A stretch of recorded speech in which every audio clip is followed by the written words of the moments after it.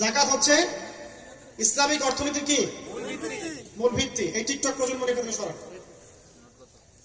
এই মোবাইল নিয়ে যারা ব্যস্ত আছে এখান থেকে সরো, আলোচনার কনসেন্ট্রেশন নষ্ট করবো না।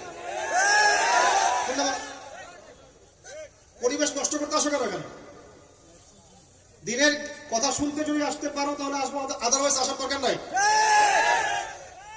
এখানে কথা হচ্ছে আল্লাহ এবং রাসূলের, তুমি কথা বলতেছো পাশে আল্লাহ এবং রাসূলের কথা হচ্ছে, এখানে তুমি কথা বলো কোন সাহসে?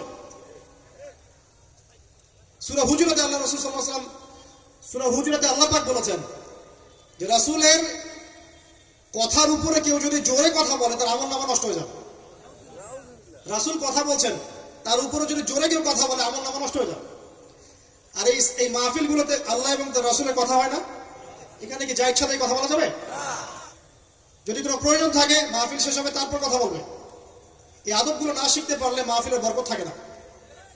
আর মোবাইলটা যে আমাদের কি করে দিল ভাই, মানে পুরো কমন সেন্স, হিউম্যান বিহেভিয়ার সব নষ্ট করে ফেলছে। বসে আছেন চুপচাপ, মানে এমন হয় ফোনটা বের করছে, মানে অস্ত্র বের করছে, ফোন বের করে খাটাস করে মুখের সামনে ফোন। অনুমতিরও প্রয়োজন নেই যে ভাই একটা ছবিকে নিব, পারমিশনের দরকার। মানে ম্যানার্স কমন সেন্স নষ্ট করে ফেলছে। আগে মুসলিমদের সাথে দুইটা জিনিস থাকতো। যখন মুসলিমরা সারা বিশ্বকে নেতৃত্ব দিয়েছে তখন ডান দিকে একটা বড় তরোয়াল থাকতো আর বাম দিকে একটা ছোট খঞ্জর থাকতো, জানেন? এই মোগল আমলও দেখবেন, নবাব সিরাজউদ্দৌলাদের আমলও দেখবেন, ডান পাশে একটা বড় সোর্ড থাকতো আর বাম পাশে থাকতো একটা ছোট খঞ্জর।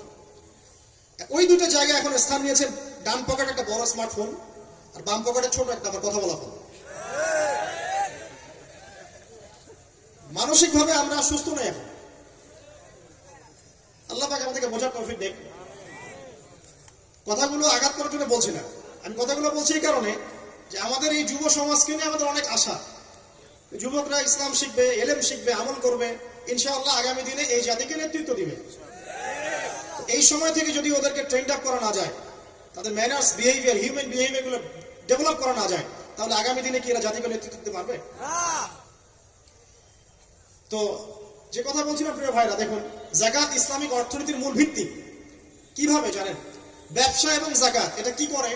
এটা একটা মার্কেটের মধ্যে সম্পদ ঘুরতে থাকে। আমি বুঝাচ্ছি আপনাকে। মনে করেন আপনি ব্যবসা করছেন এবং যাকাত দিচ্ছেন। যাকাত কারা দিবে? যারা যাকাতের নিসাব পরিমাণ সম্পত্তি রাখে, মানে কিছুটা ধনী তারা।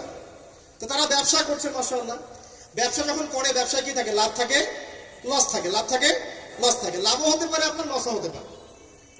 আর সুদে কি শুধু লাভ, লস আছে? লস নাই। পার্থক্য বোঝেন।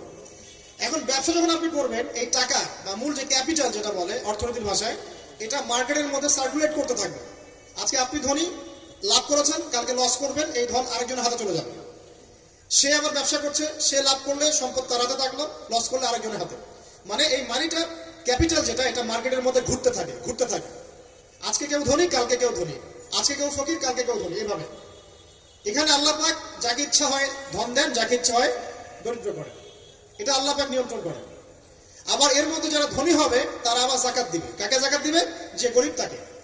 এই কারণে অর্থনৈতিক সাম্য থাকবে এবং টাকা, ক্যাপিটাল মার্কেটে সার্কুলেট করতে থাকবে। এটা হচ্ছে ইসলামিক ইকোনমিক্স। বুঝতে পারছি না মনে হয়? আর রিবায় কি হবে? রিবায় কোনো লসের চান্স নাই। মানে এখানে ধনী আরো ধনী হতে থাকবে, গরিব আরো গরিব হতে থাকবে, প্লাস যাকাতও দিবে না। তখন সমাজের একটা অংশ অনেক ধনী হবে, আর একটা অংশ একদম মাটিতে পড়ে যাবে, কোনো ব্যালেন্স হবে না।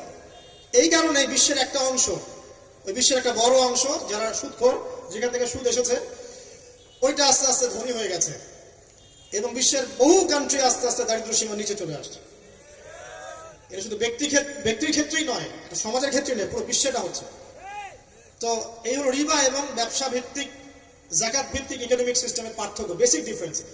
রিবার মধ্যে আল্লাহ পাক তার হাত উঠিয়ে নেন, আল্লাহ পাক সেখানে আর ইন্টারফেয়ার করেন না। ঠিক আছে, সুদ খাচ্ছ, তুমি তোমার মতো চলো। আর ব্যবসা ভিত্তিক ইকোনমিক্স চললে আল্লাহ পাক সেখানে কাউকে ধন দিবেন, কারোর কাছ থেকে নিবেন। আপনার ধন নিয়ে আমাকে দিবেন, আমার ধন নিয়ে আপনাকে দিবেন। আর আমি যদি ধনী হই, আমি আবার যাকাত দিব, সেই যাকাতের টাকা আবার আপনার হাতে যাবে।